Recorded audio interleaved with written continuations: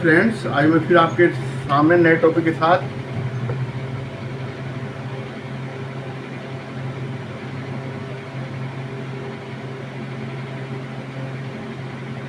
ये potential energy क्या है।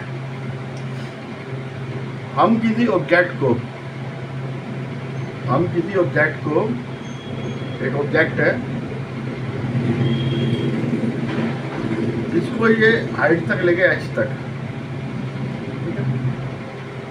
वर्क डन हुआ, ठीक है, वर्क डन हुआ ना उसमें, तो वो वर्क डन जो है ना, ग्राउंड से लेके एच तक ले गया, यहाँ ले गया, ठीक है। ग्रेविटी के अगेंस्ट जी है, नीचे लग रही है, इसके अगेंस्ट हमने कोई काम किया, ठीक है। एनर्जी जो है उसके अंदर स्टोर है, उसको हम पोटेंशियल एनर्जी कहेंगे, जो ग्रेविटेशन के अगेंस्ट होती है, ठीक है। और एम इसका वेट है,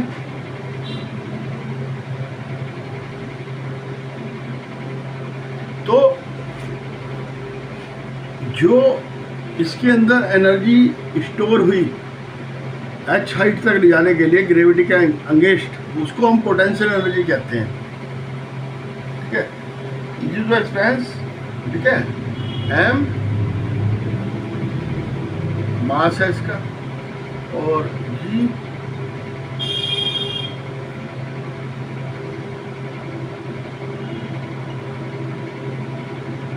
फोर्स है, एच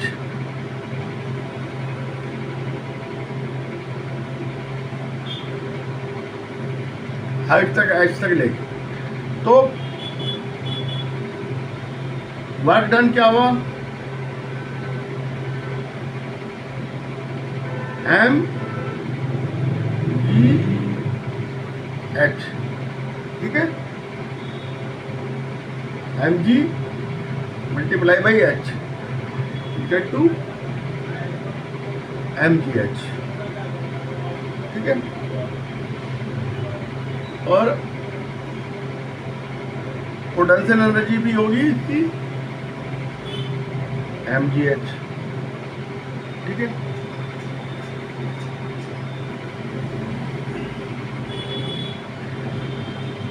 पोटेंशियल एनर्जी उससे डिपेंड करती है जहाँ से हमने निकालनी है। मान लो हमने इस ग्राउंड से निकालनी है, फर्स्ट फ्लोर से निकालनी है, थर्ड फ्लोर से निकालनी है, तो वहाँ से डिपेंड करिए, यानी कि नीचे के ग्राउंड से लेनी है।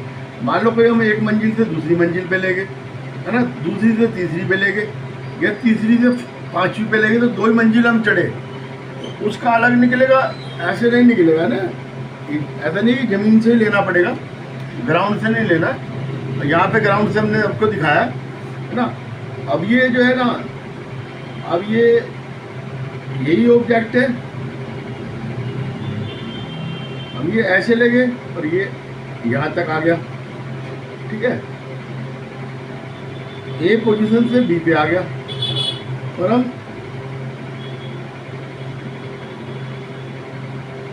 इधर बी पे लाए, है ना, इधर गए, इधर गए, इधर गए, उधर गए, तो वर्क डन दोनों में बराबर होगा।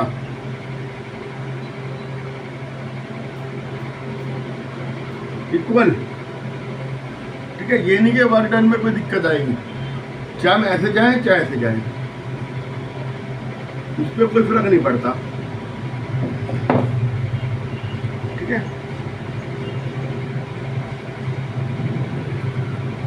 तो हम एनर्जी किसी भी उसकी निकाल सकते हैं, ठीक है। अब लॉ ऑफ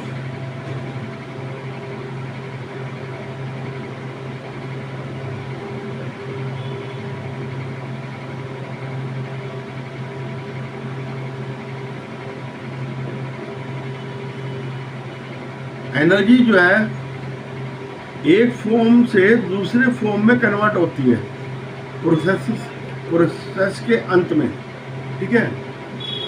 हमेशा जो है ना एनर्जी एक से दूसरे में चेंज होती है। ठीक है, जैसे हम बेल बजाते हैं तो हमने मैकेनिकल एनर्जी दी, वो साउंड एनर्जी में चेंज होगी। घंटा बजाते हैं ना, ठीक है। आप ये देखिए, इलेक्ट्रिक एनर्जी आई, फैन चला तो मैकेनिकल एनर्जी में चेंज हुई, कुछ हीट में भी उसमें चेंज होती है ना। तो सिर्फ एक फॉर्म से दूसरी फॉर्म में चेंज होती है। इलेक्ट्रिक एनर्जी मैकेनिकल में चेंज होगी, मैकेनिकल साउंड में होगी, साउंड एनर्जी में उसमें होगी। तो कुछ भी एनर्जी एक दूसरे में चेंज होती रहती है विदाउट लॉस, है ना। Without loss energy never be created, not be destroyed.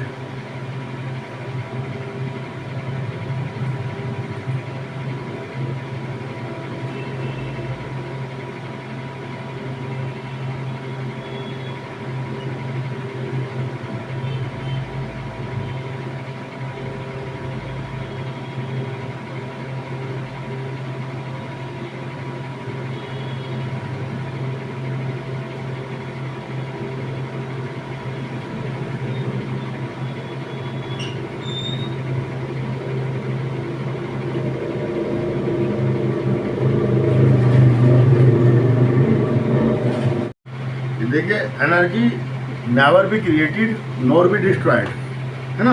Law of conservation है, ठीक है। एनर्जी जो है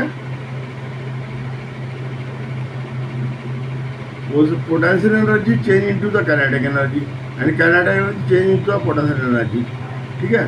दोनों एक दूसरे में बदल जाती है। ये देखिए कि यहाँ से आ रही है, अब इसको नीचे फेंका, यहाँ इसकी पोटेंशियल एनर्जी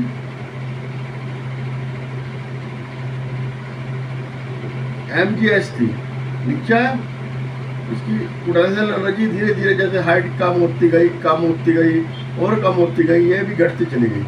और यहाँ आके mgh इक्वल टू 0, क्योंकि हाइट 0 है, और हाफ mv स्क्वायर मैक्सिमम, ठीक है। ये change into the kinetic energy. तो इससे हमने देखा कि mgh plus half mv square equal to constant, ठीक है। यही लॉ ऑफ कंजर्वेशन है। Sum of the kinetic energy and potential energy और object total the mechanical energy, ठीक है। अब ये देखिए,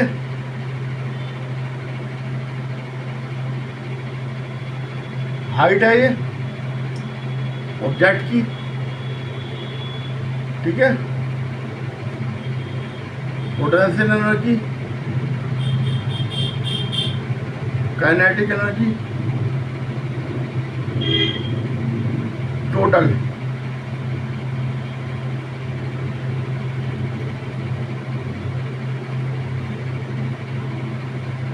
EP EK EP plus EK। Height meter में 4 मीटर, 3 मीटर, 2 मीटर, 1 मीटर। क्या पोटेंशियल एनर्जी का भी mgh। मास दे रखा ऑब्जेक्ट का 20 kg,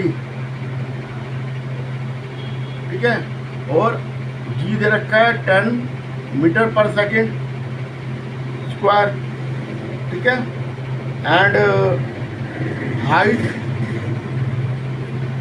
4 मीटर। 4 मीटर पे कितनी एनर्जी होगी? 4 गुना mgh,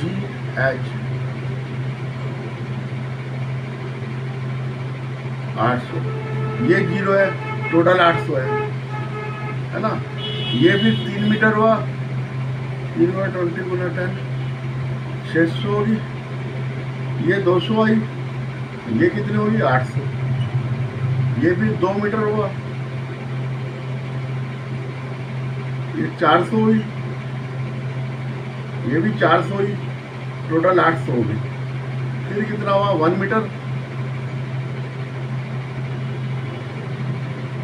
200, 600, टोटल 800। अब ये देखो ना, जीरो कट दिया ना, जीरो होगी, हाइट जीरो, ये 800 होगी, टोटल 800 होगी।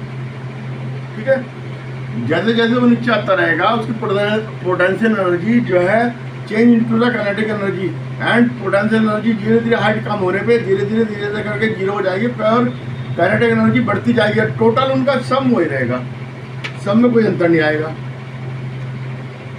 ठीक है,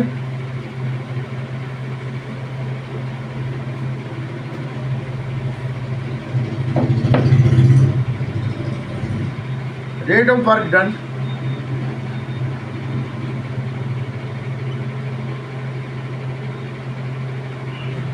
वी नो द। अब देखिए, दो आदमी हैं, सीढ़ी चढ़ रहे हैं, ठीक है, और रोप चढ़ रहे हैं, चलो 8 मीटर एक, तो ये है रेट ऑफ वर्क डन। ठीक है, दो रस्से हैं 8 मीटर की लंबाई से, दो लोग चढ़ रहे हैं, एक समझो 5 सेकंड में पहुंचता है और एक 8 सेकंड में पहुंचता है, तो वर्क दोनों बराबर करेंगे, लेकिन क्या है, रेट उनका अलग अलग है। मोर पावरफुल बाइक या इंजन जो एकदम वर्क करता है, एकदम स्पीड पकड़ता है, पकड़नी दोनों ने स्टार्ट की है, एक ने अभी पकड़ी, एक ने थोड़ी देर बाद पकड़ी, तो पावर किसकी ज़्यादा होगी? पावर उसकी ज़्यादा होगी जिसने जल्दी स्पीड पकड़ी, उसकी पावर ज़्यादा होगी। जिन्हें मतलब कि वर्क डन पर सेकेंड इक्वल टू पावर, है ना, एक सेकंड में जितना वर्क डन होगा वो पावर है। ठीक है,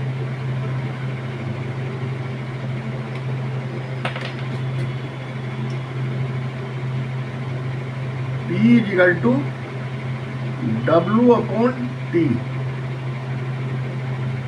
equal to joule per second equal to watt.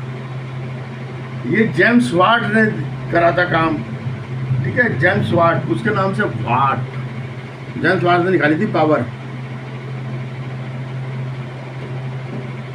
1 watt equal to joule second minus 1 kilo watt equal to 1000 watt. 1 kW equal to 1000 joule second minus 1।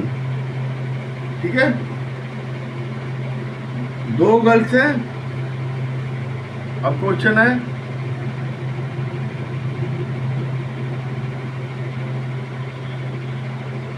Wait दोनों का 400 न्यूटन है। ठीक है,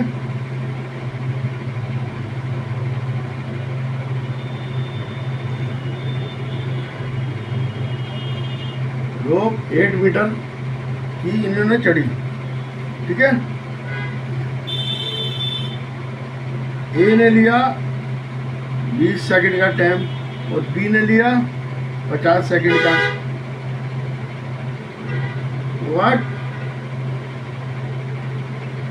ओवर एक्सपेंडेड। ठीक है,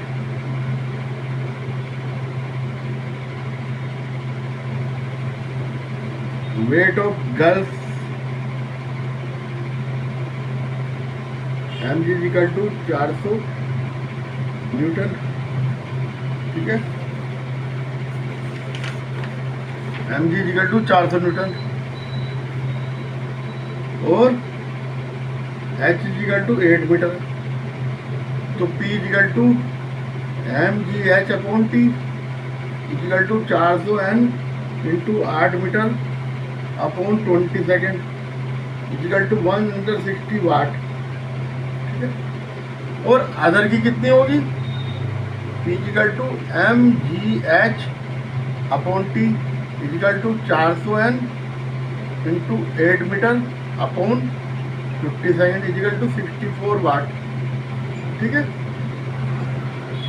इस तरह से आ जाएगी दोनों की पावर कितनी है, ये हम निकाल सकते हैं। ठीक है, अब commercial unit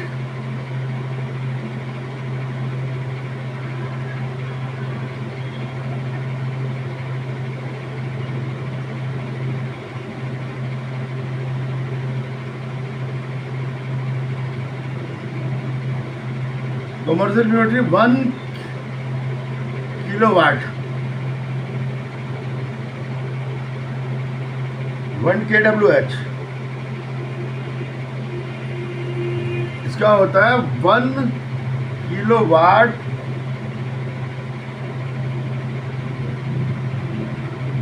1 kilowatt energy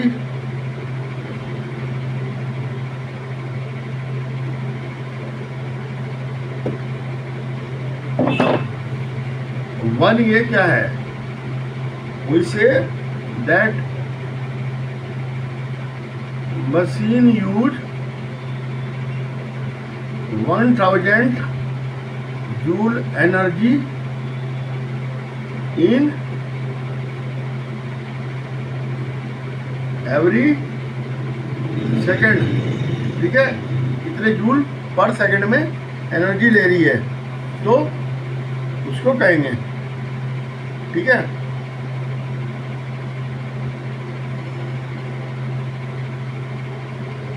one kilowatt energy use in 1 hour, 1 kWh energy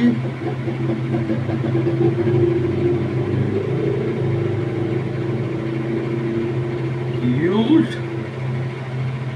in 1 hour at rate 1 second में। ठीक है, 1 kWh equal to 1 kW into 1 hour equal to 100 watt plus 3600 second equal to 3610333 joule equal to 3.6 into 10 की power 6 joule. ठीक है, ये kilowatt hour हो गया। Kilowatt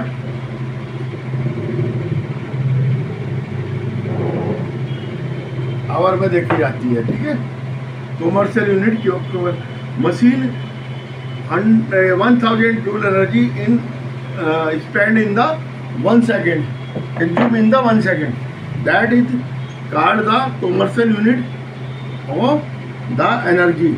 commercial unit है। ठीक है, पावर एनर्जी में क्या फर्क है, एनर्जी कितनी यूज हो रही है और कितने सेकंड में हो रही है ना। Power is equal to energy upon work done upon time होता है। ठीक है, यूनिट जूल टू स्मॉल, इसे हमने लार्ज स्केल पे करा। किलोवाट, किलोवाट आवर 1000 अगर 1 सेकंड में यूज हो रही है। ठीक है, जो मशीन यूज कितने घंटे, 1 घंटे में यूज होगी।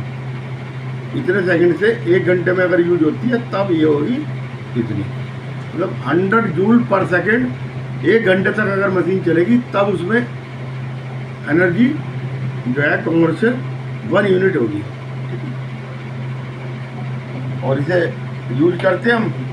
अब electric bulb,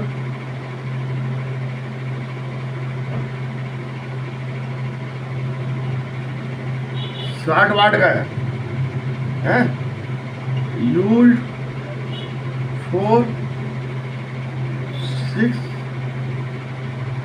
6 hour per day.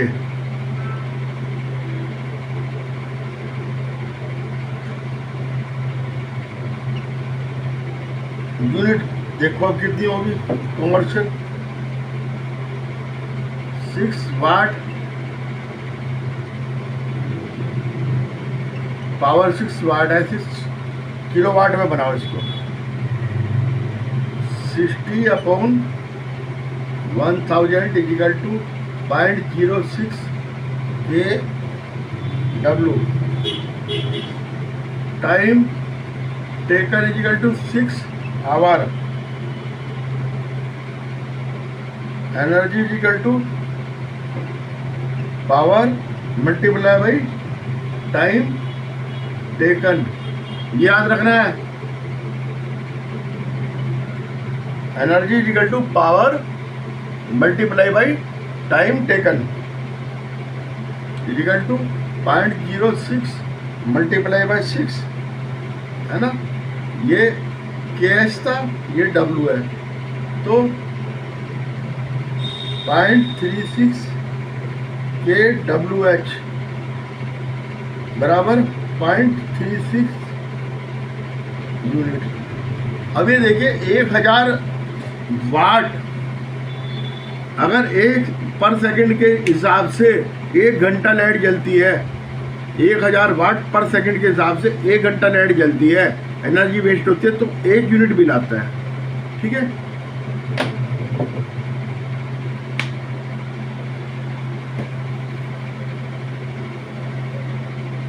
आज के लिए इतना ही। मेरे चैनल को सब्सक्राइब करना, लाइक करना और आगे भी हेल्प करना सब्सक्राइब कराने में। Thank you.